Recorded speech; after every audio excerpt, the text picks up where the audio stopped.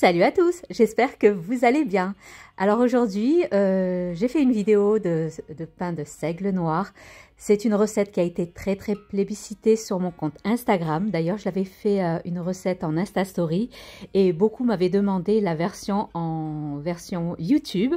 Donc, je me suis exécutée. Ce matin, je me suis dit, tiens, je vais filmer la recette. Une recette vraiment à tester et à avoir sous le coude. C'est le seigle noir, je vais vous laisser aller checker sur internet ses vertus et ses propriétés. Donc on y va. Alors il vous faut du seigle noir. Alors ici c'est la farine que j'ai ramenée du Maroc. Pour ceux de France, vous allez me dire mais où est-ce qu'on va la trouver? Vous pouvez la trouver dans les magasins bio. Ici c'est de la farine blanche. Je vous mettrai tous les liens, la recette sous la barre d'infos. Alors, nous aurons besoin de levure boulangère, un peu de miel. Le miel, c'est facultatif, vous pouvez ne pas en mettre. De l'eau tiède et un peu de lait.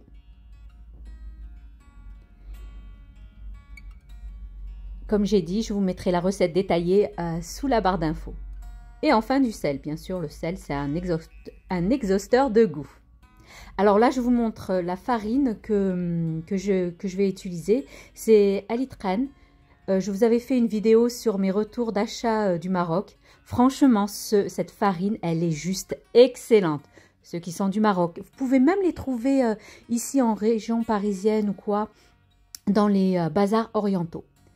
Donc, moi, je vais utiliser mon Thermomix. Vous pouvez le faire à la main, mais je vous conseille un robot pétrin. Alors ici, je vais mettre mon lait tiède, donc 100 g.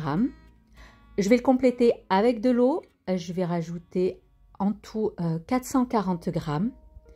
La farine de seigle demande beaucoup d'humidité pour avoir cette mie bien aérée. Donc là, je vais mettre ma cuillère à soupe de levure boulangère, ma cuillère à soupe de miel. Donc, comme j'ai dit, c'est facultatif. Si vous n'avez pas de miel, vous pouvez la remplacer par du sucre. Et enfin, nous allons rajouter la farine de seigle noir.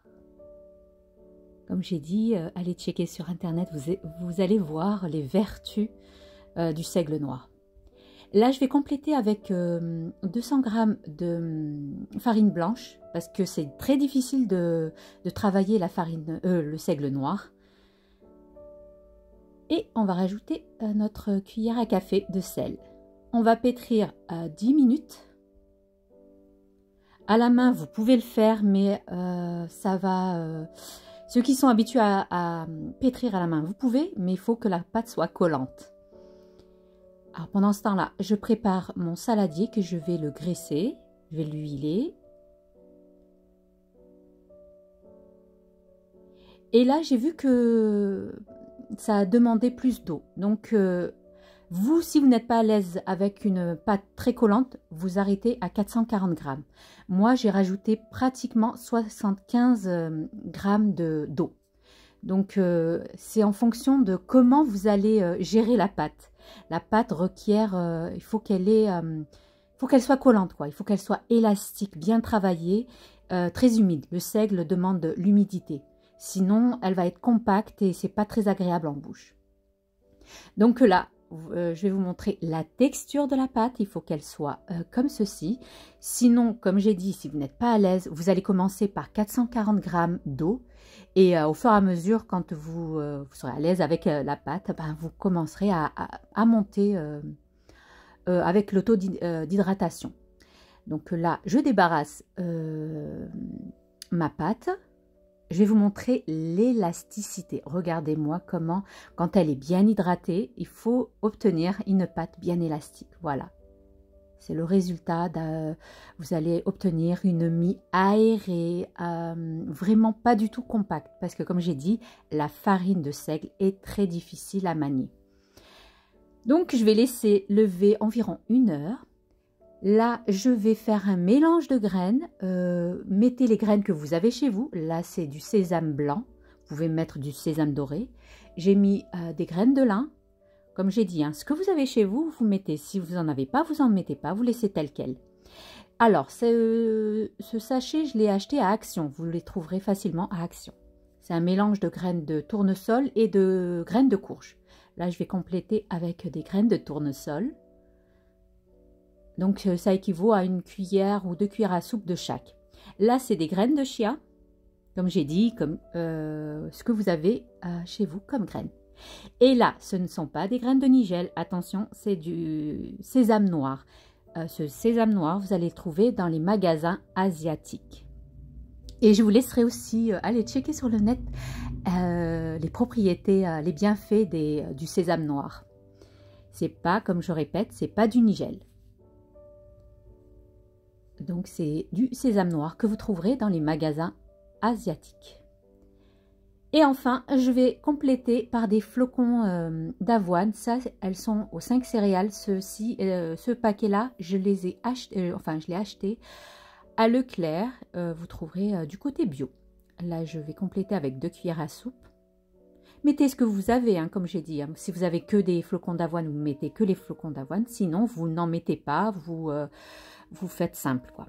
Là, au bout d'une heure, je vais bien fariner mon plan de travail parce que la pâte va être extrêmement collante, mais elle est tellement agréable à travailler. Moi, comme j'ai l'habitude de travailler les pâtes bien hydratées, bien humides, donc voilà quoi, ça me pose pas de problème.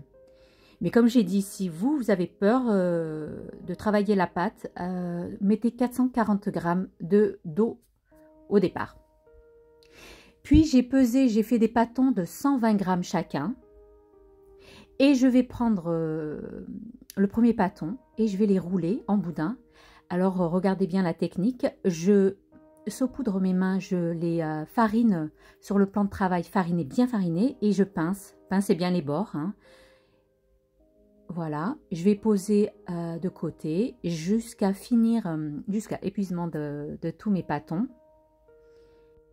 Allez-y franchement, n'ayez pas peur de la pâte. Au plus vous allez hésiter, au plus vous allez en mettre plein les doigts. Donc comme vous voyez, hein, je ramène vers moi la farine.